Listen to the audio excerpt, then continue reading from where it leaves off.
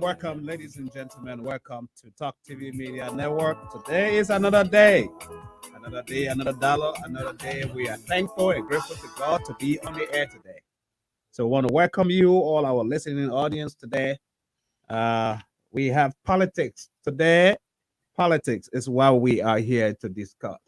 At Talk TV Media Network, I have my co-host, my brother-in-law too. How are you, my friend? I'm doing wonderful. Happy to see you. Happy to be back on the show again. Hello, can you hear me? Yeah, I'm hearing you. Oh, okay. I'm getting you now. Awesome. Okay.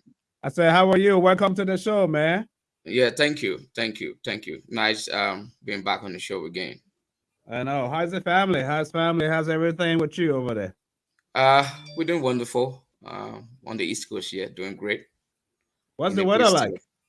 The weather's a little fair today. Not very good. Very good.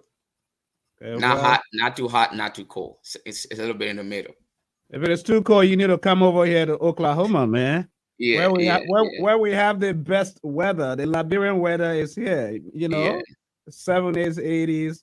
You know, calm, cool, collected. This is the place you probably need to visit. Yeah. You know, but on a serious note, today is politics, man. As you can see, there's a lot that has been happening in Liberia when it comes to the politics of Liberia as a whole. you are also aware, as well as our listening audience, next year will be election time, man. It's amazing how time flies. This man has 6 years, and what do you make up? 6 years flies by quick. Yeah, this is yes, it's already gone. And I think the elections are 2023, and I think the citizens will be making a decision whether or not the current regime has performed, Right. and that would be a big debate. But what's your overall take? Looking at the Liberian government, 5 years of running the government, of from where they took over from former President Ellen Sirleaf to where it is. What's your overall rating so far? I really don't like to give overall rating like people can make it, but I like to give be a little detail now. And one of the reasons why I like to be a little detail is the fact that I like the argument to be subjective. If you want to look at performance of a government, I want to look at the data. That's where I like to look at. I like to look at the data because, for example, the government, I would say, for example, they did some things. For example, somebody will say they give free education. For Right. example, Right. universities should have access to free education. Somebody would say, oh, the bill roads. Now, those are things that somebody would mention. But for me, when you want to evaluate government, it's good to look at the major indicators that the government cannot easily manipulate. Right. And for example, that has to do with the economy. All right. Has the Liberian economy grown since the regime took over? What is the growth rate?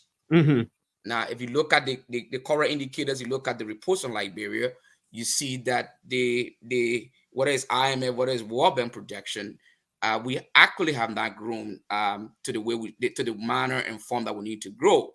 So that's one. Another thing you want to look at if you want to measure whether a government has performed, you want to also look at, for example, you want to look at the health maternal mortality rates, because Right. those are data that can give you a sufficient understanding of the healthcare system of the country. Because when country economies grow, their healthcare also grow. You see the Right. thing we're talking Right. about.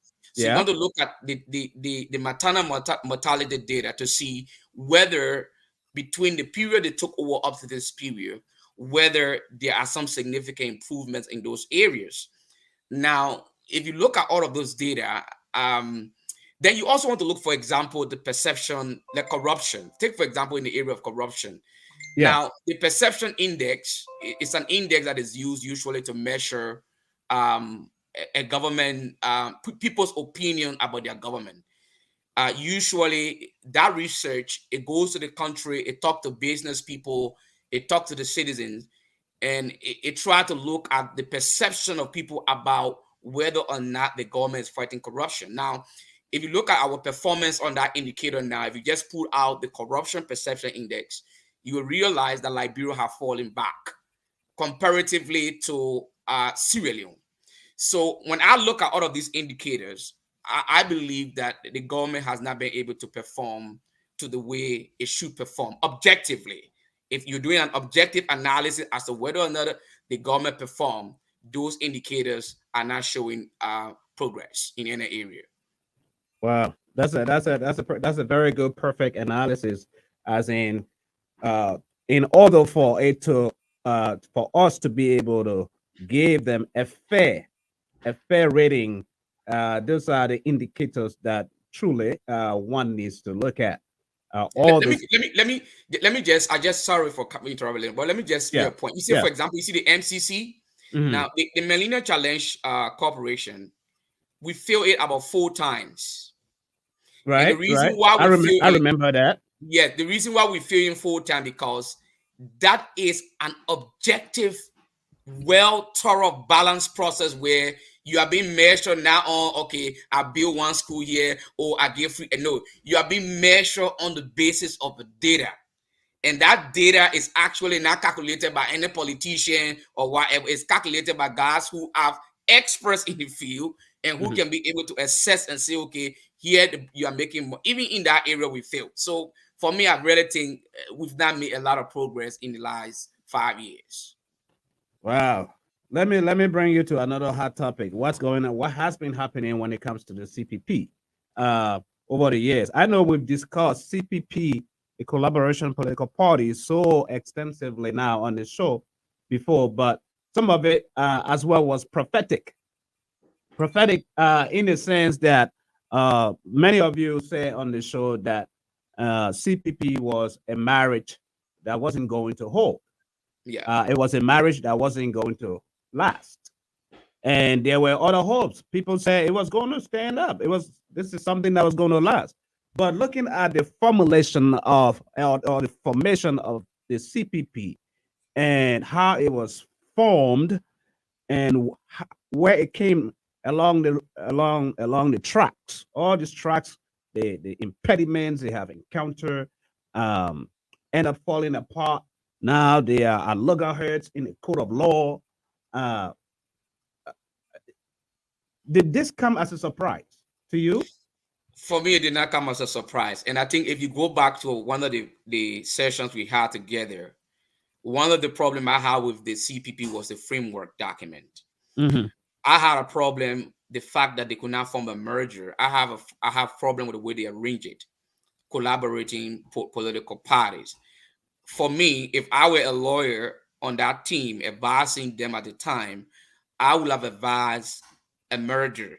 And the reason why I would have advised a merger because the arrangement, the framework they set up, each of the party did not lost their identity.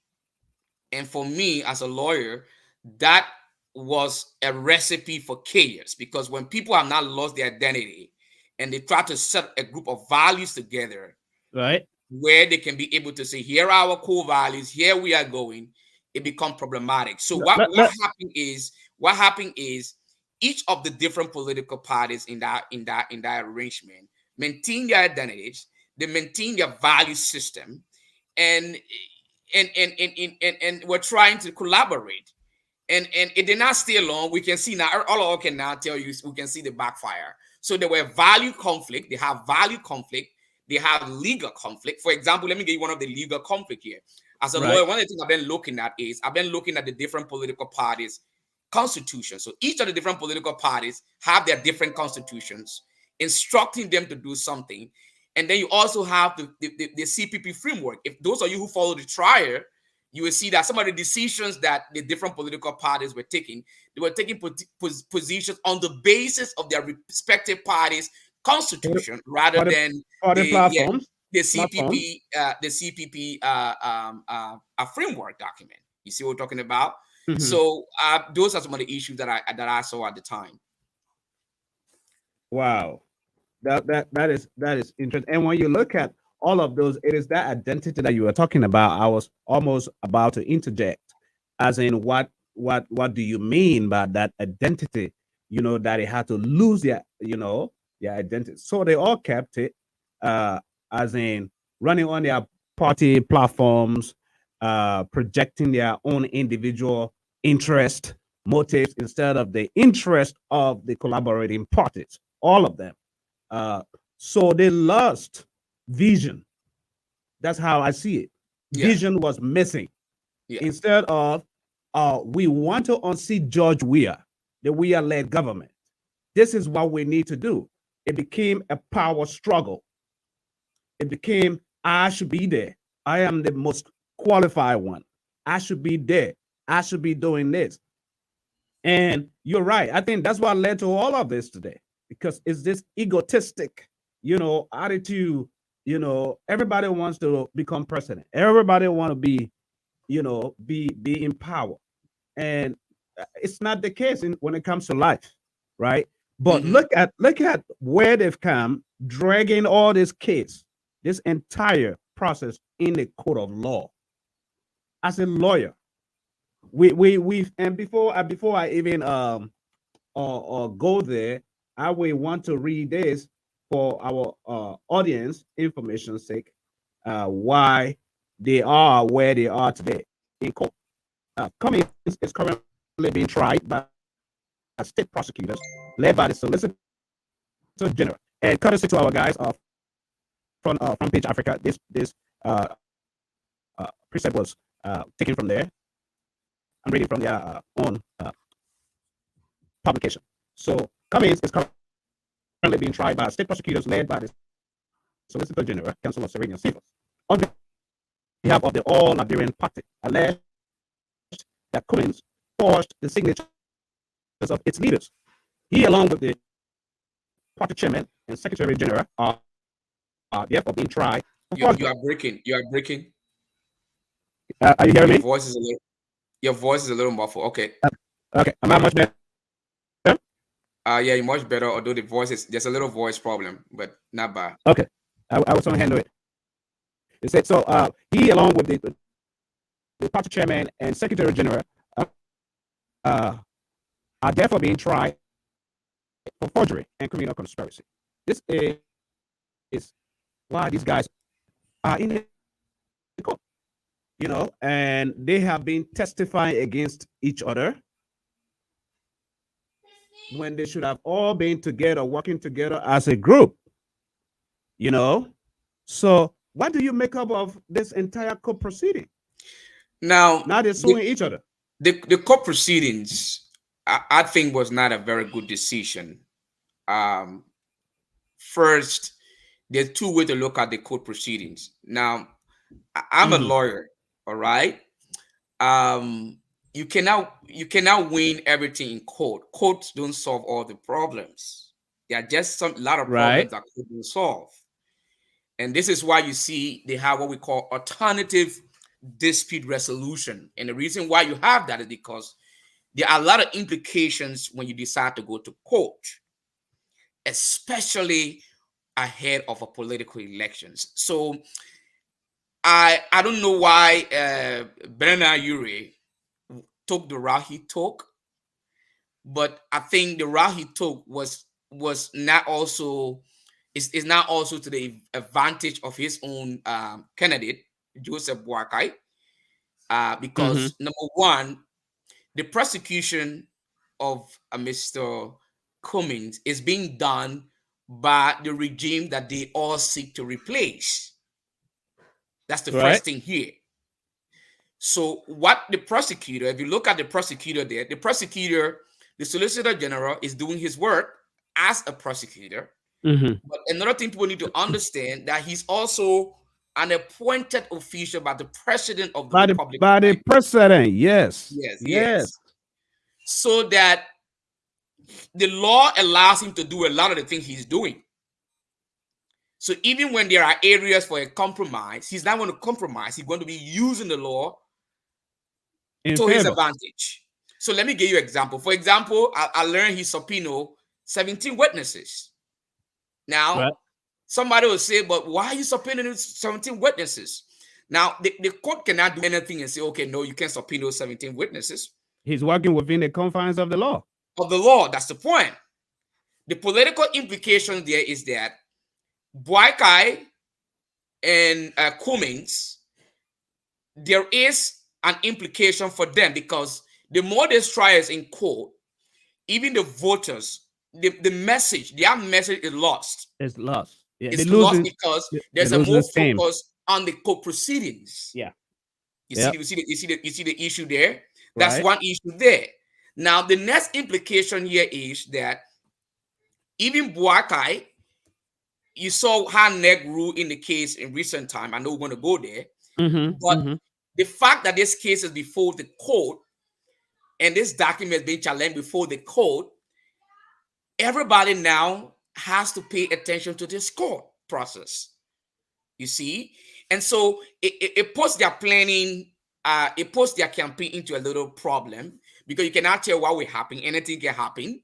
You cannot predict how things is going to go. Everything becomes fluid. And it affects Joe Boakai just as it affects Cummings. Right.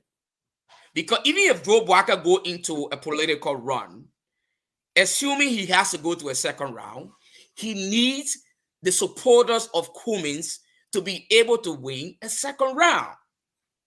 Now, with their court process, Cummings loyalists, many of them, they are not going to support Joseph Boakai in the second round. if Especially your the fears are correct. especially the diehard loyalists. Exactly so. You see? So I think the court process, yes, it's law. Everybody wants the court to take the rule of law to take control. As a lawyer, yes, I like the rule of law. But if they were my clients, I would have done for them a legal memorandum analyzing all of the intricacies, all of the implications, put it before them and say, hey, here is what you need to see here, and this is what is going to happen if you continue to pursue it. That's what I would have done. I think that and someone would say maybe they try that. But however, that's why we have the lines open tonight. Those of you watching online at Talk TV Media Network in Liberia, any part of the world, the number is out there on the screen. We're not going. This is an hour show. We're not going to sit around. We are here to talk politics and talk politics very independently with no biases or no political alignment. So you can call in at the number those of you using WhatsApp or Facebook, you can use those in Liberia. You can call the number on the screen. The number is 777-231 231 777 That's the number for those of you watching in Liberia.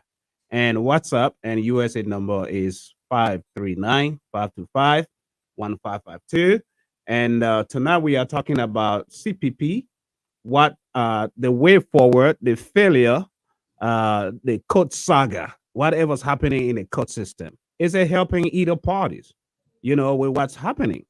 Is it helping? And I just heard from my colleague, it's not. And his analysis is right. Because right now the message has been lost. It's missing. When they should be focused, election is around the corner. Education and creating the awareness is so key, so important.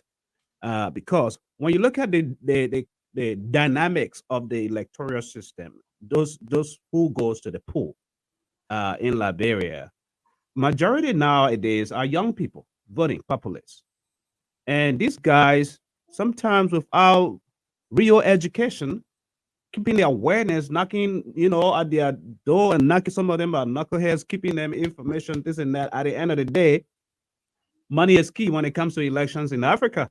Money plays. And George Weah has the money right now where he is. Lack of accountability has taken place over the years. Who knows? And someone would say, oh, Cummings has money, but he is not that known as a political, what can I say, force in a country, right? And when you look at the UP, the former president, Boakai, he has the character and the dignity, but the money is lacking. So you see where a part of the analysis you gave earlier, where I think they both would have, could have worked together, to generate. Okay, we got more people that are looking for character, dignity. We got more other people that are looking for. We need money, and they have other sources and funding that they could just all put together, right? Because all of that, if you dismiss it, and it's not going to work because it worked. You need that to run an effective election. You need character, dignity, and you need money, right?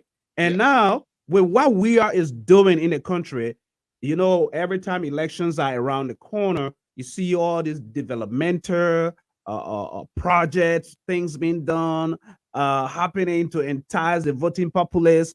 Then comes the election time, money is thrown at people and stuff.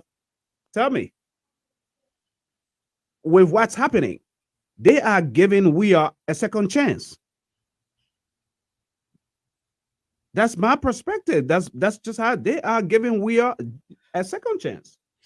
Yes, I think yes, to a great extent, it gives we a second chance because like I said, the messaging. If you want people to believe that you are a valuable asset, you want people to believe that you have a better brand, that you can provide the best leadership.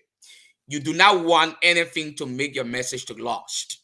That's why you want to avoid. You want your message to be forceful. You want your message to be well coordinated. Now, if you take a look at the CPP before the crisis, they were a stronger force.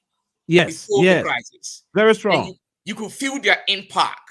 You could feel their impact nationally. You could feel the impact internationally. Now, after the crisis have been around for a while, they are lost. The message is lost.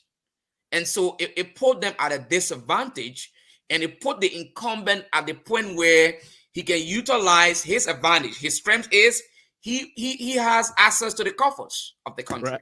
Right. So he now is using it, whether legally or illegally. He's going to use it to his advantage to be able to win votes. And so he's carrying on projects. For example, he carried projects in Foya. I learned there is how they call it. They paved the street in Lofa with cement, starting from Bakio, from Bakio Place going down or over there. I learned the chief that they've been taking care of the chiefs. He gave cars to the chiefs. And I see that in Lofa County, Toman Fala, I learned he's almost living in Lofa County. And so a lot of things going on in Lofa County because of the election. And then in Bond County, I've been seeing Nathaniel McGill. He's there with a lot of scholarship. He said he's raising money for scholarship, and he's just there. In fact, I just saw that he get friends of McGill in that county. You also have in Grand Bassa, they've been launching the scholarship fund drive there. Now, if the opposition and the Robertsfield highway, yes, if the opposition was together, they would be in those counties addressing and having a well-coordinated decision and giving the people their side of the story. Right. But now they are not coordinated well. So it gives we are a little leverage in terms of the elections in 2023. Now, here is what I see in the strategy of George Weah. Now, George Weah knows that CDC knows that Montserrat is going to be a tough battle for them. They are aware of that. So their strategy is to be able to break strongholds in the counties. That's their strategy. Decentralize. Yes, so that it can cover up for their deficit in Montserrat. That's the strategy they are giving. So even like VP Boakai, he should be having a lot of programs in Lofa County. He should be engaged in the point in Lofa County. He should not be in Monrovia and go there once in a while. No, he should be in Lofa every month. Every month, VP Boakai is to be in Lofa with his people. He should be there coordinating things. He can't be sitting in Lofa County and being diplomatic. I'm sorry, I have to say that, But as I see things going like, he's being so diplomatic. He's not on his feet. And I told people, 2023 is tomorrow. It is. It is time. Yeah. Tomorrow. It is. Time is so fast. And so when you are not coordinated, you're going to lose, man. You can't win just on the basis of okay, I'm popular or the people know me. George Weah knows that. George Weah ran 2005 the flocking. He was popular, the most popular man in the country. All right. Second time he ran the flocking. The third time he ran, he was able to win because at this time now he had gained experience. He knew that he could not do it alone. Coordination was more improved. His campaign was well organized, and he was able to win. He got the financial support. You see, so it's the same with the CPP. Once they are not coordinating well, things are going to be a little difficult for them. Things are going to be a little difficult for them, and that takes us to the NEC, the National Election Commission. With regards to the same elections and parties and politics coming up with and endorsements and stuff. But here is a story that I'm going to read, also courtesy to our partners out there, our colleagues from Page Africa. It says NEC acknowledges validity of CPP framework document. Puts hold on endorsement of UP aspirant until a determination by the Supreme Court. And let me just read one paragraph of it. Liberia's National Election Commission Thursday, said it is prohibited from taking any further action on an endorsement from or other documents brought forth by defendants regarding the fielding of a candidate by a Unity Party in the May 10th by elections in Lofa County until otherwise determined. What do you make up of this? Because at this point right now, if NEC can rule this out and leaving it up to the courts, politics is being played. at the highest peak.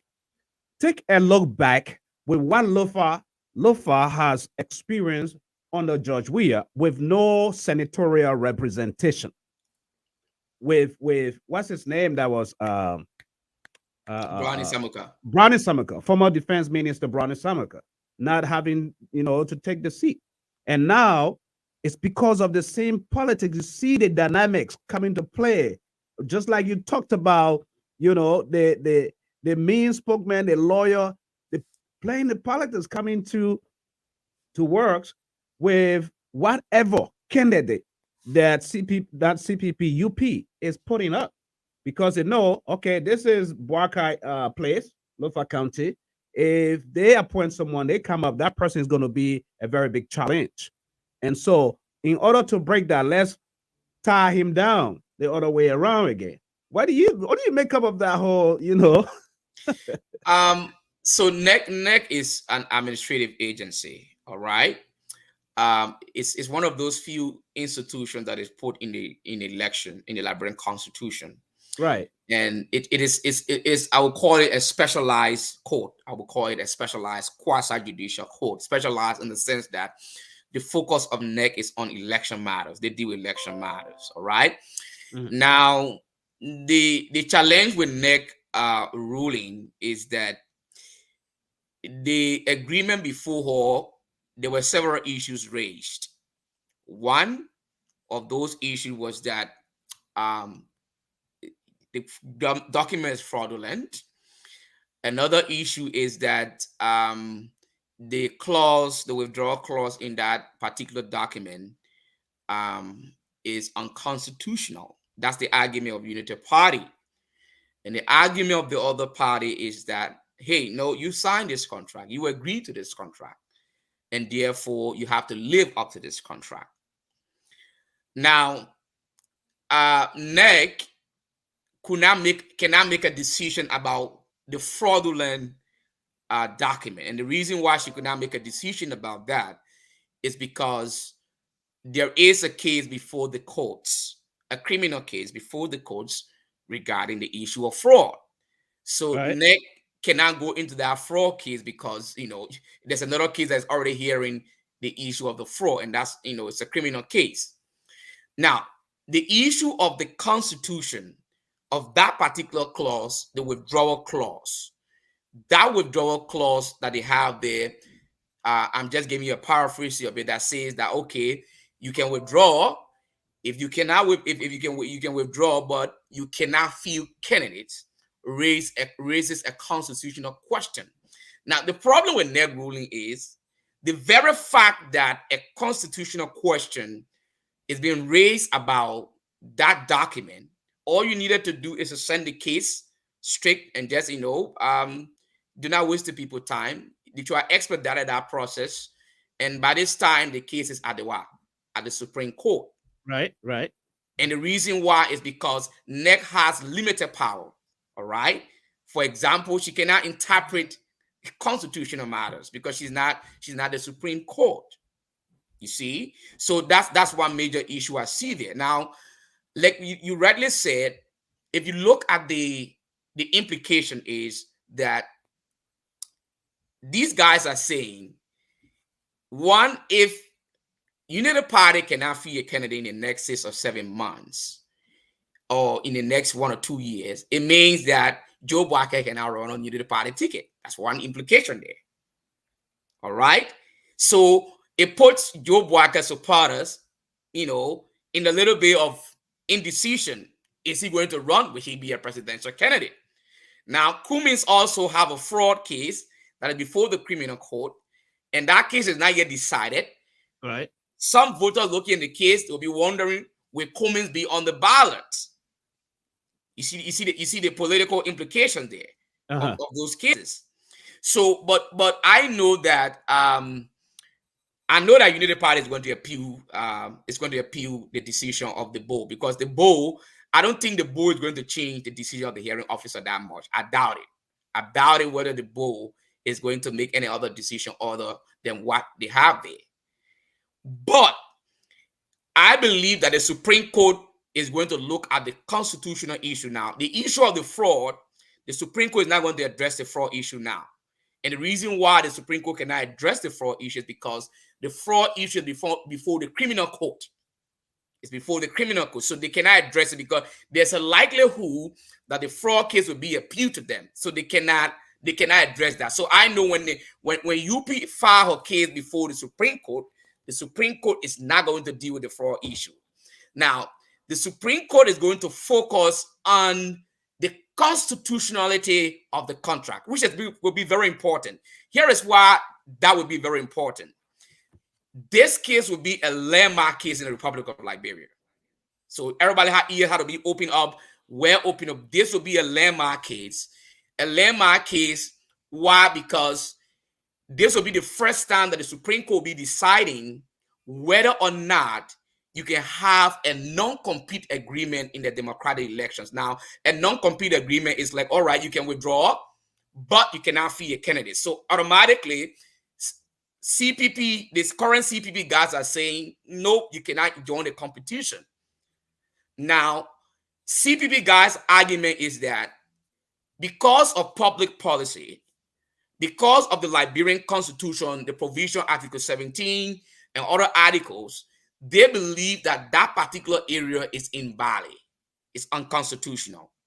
Now, the other guys on the other side, their argument is that Article 25 of the Constitution talks about contracts. And their argument is that the government is to make sure that they enforce their contract and they cannot undermine their contract. So those are the two arguments that you have going to the Supreme Court. Those are the two arguments you're going to have there. Yeah, but the in as much as those arguments are valid, right? From a layman's standpoint, from a little man, the countryman who's listening to us, or who's watching or hearing all of this on local radios or TVs and stuff, at the end of the day, they thinking, man, is this even okay for Joe Buckeye? The way they're sitting down and this politics is being played, because people are losing I would say some people are losing hope. The way things are, and right now with the withdrawal of political of the CPP falling apart, what's happening is I read in one of the articles where Cummins is saying he is the only CPP presidential representative candidate now. Since the other people have withdrawn, he is the only one that is well positioned now to unseat Judge Weir. That's his argument. While all these legal ramifications are taking place in the country, so all of that, the role of the NEC, bringing that to the judicial system, those are the legal aspects of all of that. But the thing is, with elections, sometimes as much as those legal implications comes to play with what's happening in Lofa, all of that, I think my question is there anything happening, like you said earlier, in these counties that keep reminding the people that's supposed to go to the polls comes 2023 that our candidate is doing something? Are they visiting around? Are they doing something to keep the ball rolling while the legal guys, the legal minds, handle all of this legal, stuff that's going on? You can't sit adamant that you have to take care of the legal ramifications before you get out on the field to do what you're supposed to do. Because I think you should be doing that while your legal experts handle this part of it. Yeah. And that is being handled. So I think campaign begins now. Yeah, campaign has already been on, man. Yeah, a campaign should already be there, a serious one too. Yeah, because it's not like you have to wait till 1 month or 2 weeks to campaign time, and people are coming. Hey, here's a bag of rice. This community, we got a bag of rice over there. You vote for Judge Weir. Oh, we got scholarships. We got this. Come on, you cannot trade your vote for a bag of rice. And these people need to be educated. You cannot trade your vote for $2, $5, US dollars that you can only eat today and tomorrow. you know. So a lot is at play, and our desire is on this platform to be able to invite all these power players. Let them speak for their political parties, for their leaders. The Liberian people wants to hear from you. The Liberian people need to hear from you. Because if you are going to be their leader tomorrow, they need to hear your vision. They need to hear from you. And this is why this platform is here for. So we have the lines open. Our viewing audience, you can call in on the number on the screen, be a part. Your contribution is highly appreciated. Share the link, share the discussion, be a part of it. You can call in, give your contribution about what's happening, CPP's failure, NEC's election, the way NEC is handling the National Election Commission. You know, this entire saga with Lofa County bar elections that's coming up. You know, Brownie Samika is now out. He's supporting someone else. You know, they're putting up somebody else, but politics is at play. You know, and other elections are taking place in other counties and communities, even in Monrovia. I firmly believe that the deciding factor when it comes to election in Liberia is not just Monrovia. It's not Mm-hmm. just Monrovia, but Mm-hmm. everybody is flocked, is packed, is concentrating just in Monrovia. What about the rest of the country, man? What about the rest of the country? Mm-hmm. And there are a lot of people, lots of other people in different counties, in Nimba County, in Lofa, Zedru, Grand Bassa. You know, once you're doing your groundwork, community, this reminds me to when Barack Obama became president. He was a community organizer. This is what he did. He knew what community organizing will do, where it will take you. Because when the people want you, they like you can bring them all the money and all the bag of rice you want to bring them. They don't care. They will take it and eat it. But at the end of the day, they're not going to vote for you because deep down in your heart, they're voting for the future of a nation. See, when I saw what Barack Obama did, how he won, how he swept, at the poll, the second term, bam, it's start with the grassroots, the poor man down there. And that takes us to away from that topic. You have any comment so we can go to the next one? So far? I think the only last comment I have is that the clause that is at stake would be, how can I term it, in democratic elections. To be frank with you, it's very rare for you to find a withdrawal clause that stops another party from running. It's very rare. You check it out. It's a very rare stuff. So I don't I'm a little concerned on the implications whether the Supreme Court is going to endorse it. Mhm. But you know, Liberia came from a one-party system to a multi-party country.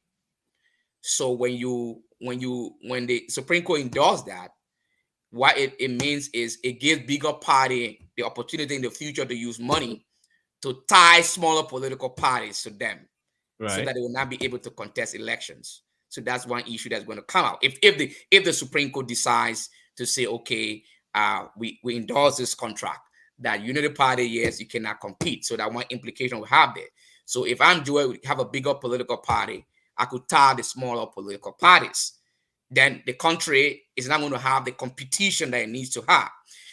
Another important thing people need to take into account, if you read the Constitution, I know some people believe that Article Article 25, when I talk about contracts, people believe Right. that just every contract you enter in is valid. No, and not all contracts you enter in are valid. So for example, let me give you a product example. If you sign a contract that says that you can't pay child support, that contract will not be valid. Why is it not being valid? It's not being valid because it's against public policy. Now, one of the concerns, I think one of the strong argument that Unity Party is raising is that um, if you look at the democracy, the engine of democracy is competition, democratic elections. That's the engine of democracy. Mhm. So that is why you see in Article 77 of the Constitution, it says it talks about the Constitution competition being very important in democracy. In Article 77, Article 17 talks about that. So I'm still trying to wrap my head around it to see how the Supreme Court will really want to enforce that. But we can see how it will interplay. Maybe the other guys on the other side could win. But like I said initially, this case will be a landmark case in the election law of the Yeah, Republic of Liberia. it will. It For sure. will, and it will go down in the history books. Yes, a Uh, lot. uh, let me get you out of there quick. What do you make up of Councillor Tewongonglo, who is holding George Weah accountable with the wealth and the sources of his mansions that he's building?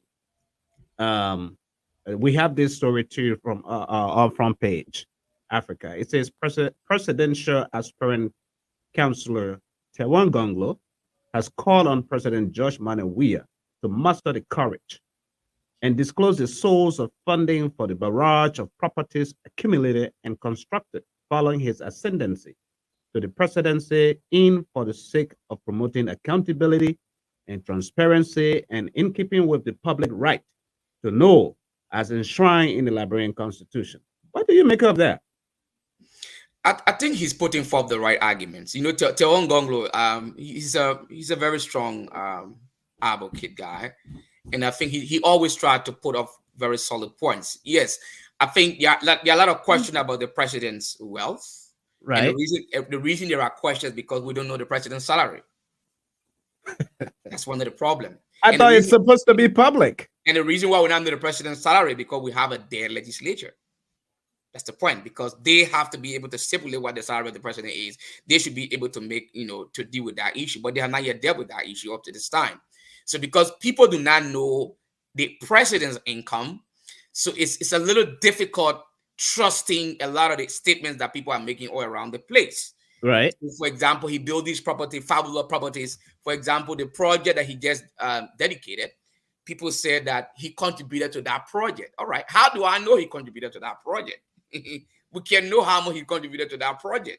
You see the problem there? Because we don't know how much he's making. We cannot be able to analyze, look at the value of that project, look at his income, and make a determination. So I agree with Tevon Gonglo that yes, the president, yes, there's a need for transparency. How he's getting all these property around the country.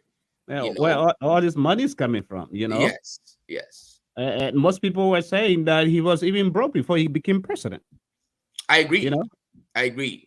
wow. I agree with that. And I think all of that, whether we agree or not, all of that arise from the fact that he did not disclose his assets as a president. He did not set that tone, that pace, that example. Like we see here in the U.S. This is what I have before the country, elected me, and this is what I'm getting paid every month. These are my assets. These are my businesses, and stuff like that. And that will take care of all of that. I think it's a very fair argument as well. I agree. But what do you make up? What do you make up for of him now, Councillor Gonglo, as a presidential material candidate? What do you make up of him? To be frank with you, Tion Gonglo is a presidential material. And there are a lot of reasons why I think he's a presidential material. Number one, he served public service for a good while. He understands a lot of the different challenges facing the country. And one of the major issues that I really like him, and I know, and I believe, I have the confidence that he will be strong on, is the issue of corruption. Because he not only that his legal background he will bring to the presidency, and his own personal integrity over the years are assets that will be very definite when it comes to dealing with the issue of corruption. I always tell people, if we can deal with corruption in Liberia, the country will move forward. That's the problem. And you see George Weah, when he came to power, George Weah did not make corruption a priority. That's one thing you notice. He did not make it a priority when he came to power. That is why even when it comes to the declaration of assets, he was reluctant. He was not even forceful with his cabinet. That's why you saw that he wanted to end tenure at the GAC. He didn't want the opposition to be tenure positions. The GAC, the Liberia Anti-Corruption Commission, he just wanted them to be people that you can get a point and you can move at any time. When he took over, right? You see, and the reason why he was doing that is because he did not want to be held accountable. You see, Wow. and then you see all of the allegations and scandals about corruption that are going on. You really have not heard him taking any real practical action to address those scandals. For example, the Leggy scandal, the other scandal at the port. Recently, I heard they tried to bring some people to book, but if you look at the names on that list, you know that they are not really people that should be really being held accountable for the money Yeah. that was taken.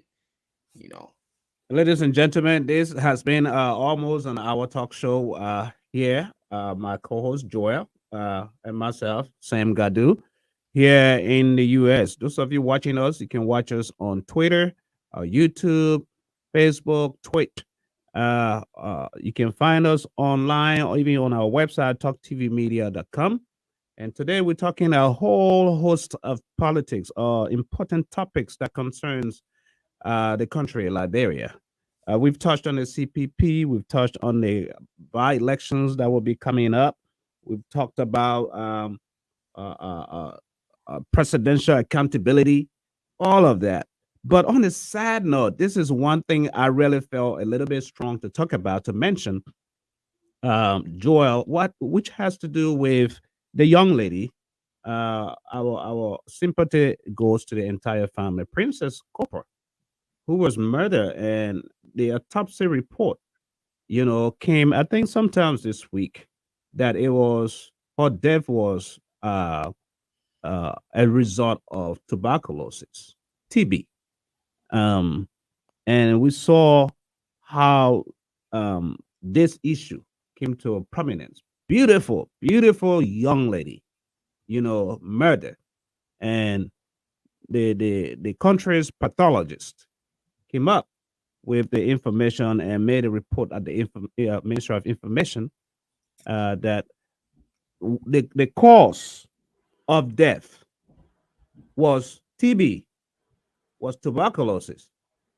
What do you make up of that, my friend? I listened to him, and I I'm one of those. Although I have a lot of trust problem with our justice system because of our history, the way the things are handled in the country. I listened to Dr. Cooley. It was my first time listening to him really do um, an analysis of an autopsy. That's the first time I really see him publicly doing that. And I think he was clear that normally the presentation he made over there was a presentation that is usually made in court, not for the public. But it was good that he did it. From all what I see, I don't doubt his findings. All right, I took a, I know I don't doubt. I've been concerned about Princess Cooper death, but I really don't doubt his findings. And here are my reasons why.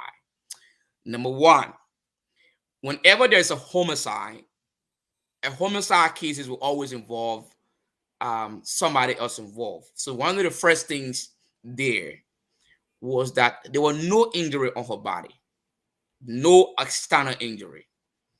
The brother was on Spoon FM, and they asked him.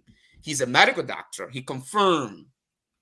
They checked all her vital organs, her private areas, and there were no injury. There were no bruises seen on her. When Dr. Cooley did the autopsy, he confirmed that too. That's the first thing. The next thing that he did also was he did the next thing. If there were no bruises, because if there's a homicide, it can either be a violent homicide. That's one thing you'll see, violent. That means you'll see some physical, something. If it's not violent, then that means there's some chemical substance that is put in the person. So the next thing that Dr. Cooley mentioned in the report that I listened to was that he did a toxicology analysis. And what was shocking to me or interesting to me was that he did not do the toxicology analysis in Liberia, but he rather sent that data to the US here. It was done at an accredited toxicology lab in the US. Now, somebody could question and want to get a report. I expected the journalist. That's the point of question they could have asked him, but they didn't do it. Right. Yeah. Ask him about that, because the reason why that was important to me, because if you do not see physical evidence of homicide, then we need to see chemical evidence of homicide. He did the analysis of the toxicology. There were no foreign substance that entered her body. Then the question now will be, it's no longer homicide again, it will be disease. So he went to the third question.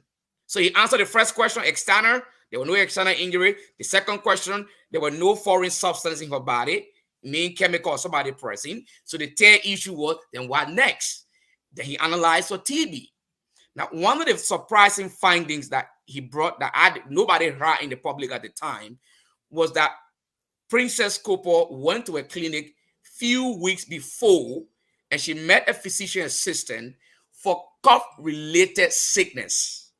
For me, that was an important piece that nobody in the public had. We only get to hear that information when he presented his findings. And up to this time, no reporter had ever reported and say that she never went there. I've never listened to any report that she never went isn't there. that, let me hold you right there. Isn't that Yeah. part of the problem we have now? Looking at our own field as broadcasters, as journalists, you know, you are there to ask the questions that others do not ask, to delve.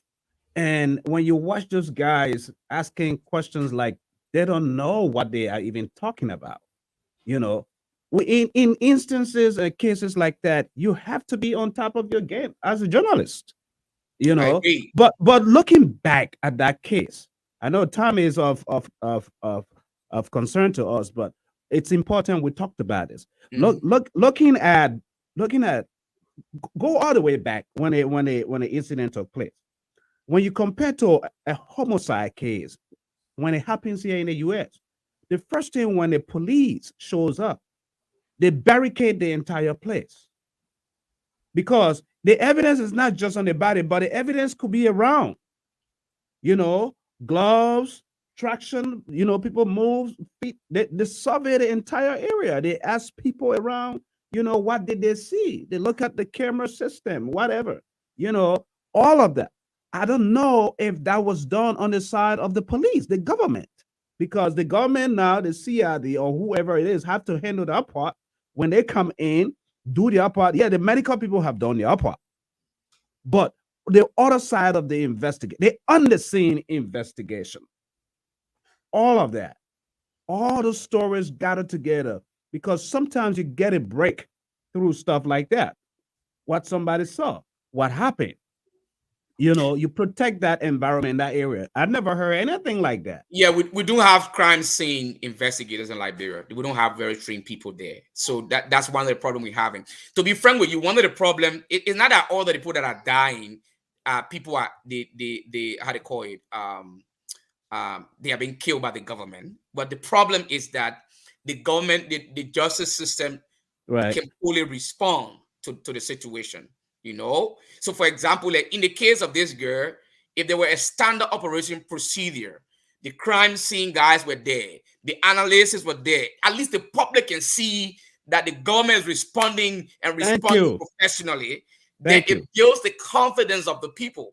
But many times the way they respond very slow. They are really not trained and there are a lot of problems. But to be frank with you, in the case of this girl, I don't want to doubt until I can see a second evidence from another pathologist. But I don't really want to doubt the analysis of how they call him, of Dr. Coley, looking at what he explained, because I know in Liberia, people like to suppress symptoms in Liberia. That's the problem. So when people are sick in Liberia, they get a cough, they have been there for a while, they do not want to be able to accept that they have TB.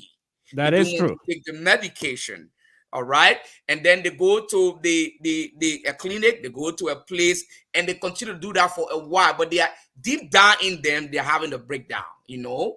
So I wouldn't be shocked if the second pathologist confirmed the report. TB is a major problem in Liberia. Let everybody know that. Major problem in Liberia. And there's another important point he made, and I want to make that point. He said that there were other things, but he don't think they are very important to discuss, to present during his hearing. I'm just saying it. I hope she did not have other diseases that are connected to tuberculosis, for example, HIV and AIDS. All right. So because in many HIV and AIDS patients, when they are reaching to a certain stage of the HIV and AIDS, they contract TB. So I was just thinking what other thing that he saw in that lab analysis that he did not tell us in the public because of her privacy. You know, well, it is what it is, as you said, because of her privacy. But our sympathy goes to her family, for the loss, and we hope that she will be laid to rest in peace.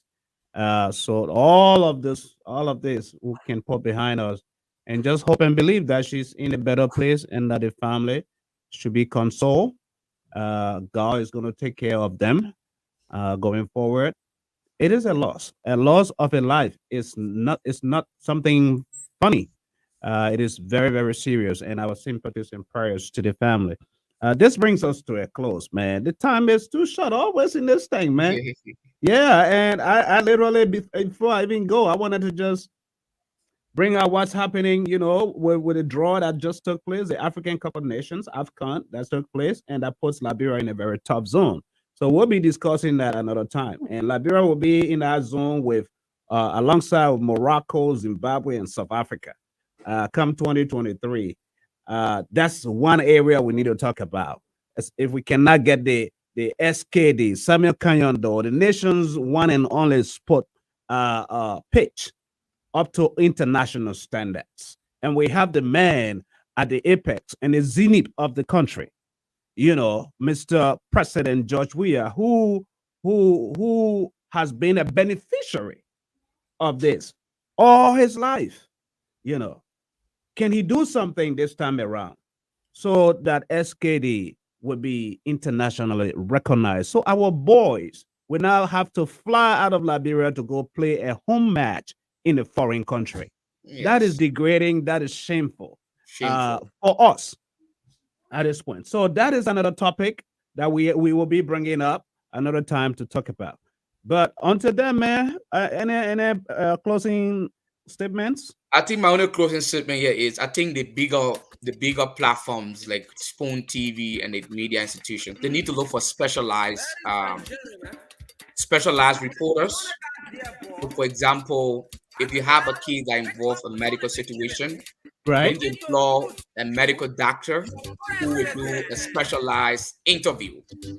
All right. Right. If you have a case, yeah. So that like that, because the journalists in Liberia, they have different backgrounds too. But there's just certain issues you need people who are specialized to ask the right questions. Yeah, we needed days of Cyrus Badio, the late Tom Kamara, Steve Makundu, all those guys. When you see, it's not just a journalist. You must educate. You must give into the cause. It's just like any profession. You've got to know the intricacies of your profession, everything, and not someone who just picked up a cell phone and is zooming and whatever. It becomes overnight journalist and stuff like that. We need more than that in the country. And so I think that's a good point. That's a good point out. Until then, to our listening audience, we thank you for being part of the show today. As we always say, we go places where others do not go. And as an independent network, we cannot do what we do best without you. My name has been Sam Gadu, along with my co-host, Joel Kilbimba. Joel, thank you, man. Have a wonderful weekend, man. Thank you, I don't know if you have some barbecue, some pan butter, or cassava leaves sitting on somewhere over there. I'm coming for you. I'm coming for it. Yeah. I see you. I salute you, my brother. Thank you. I'll see you another time. All right. All right. Okay.